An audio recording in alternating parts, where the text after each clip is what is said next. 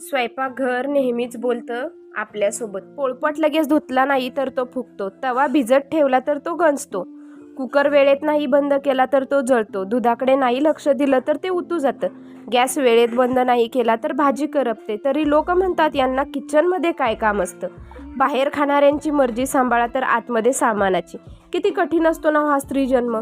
सगळं स्वयंपाकघरातील सामान आणि घरातल्यांची मनं सांभाळते ती उत्तम गृहिणीच ना. जी निर्जीव वस्तू सुद्धा जीवापाड जपते ती गृहिणीच. पोळपाट फुगू देत नाही, तवा गंजू देत नाही, कुकर डागू देत नाही, भाजी जळू देत नाही, दूध उतू जाऊ देत नाही. आणि प्रत्येक स्त्रीमध्ये एक उत्तम आई सुद्धा दडलेली असतेच ना. ती प्रत्येक माणसांच्या मूड सोबत घरातील वस्तूंचीही काळजी घेते.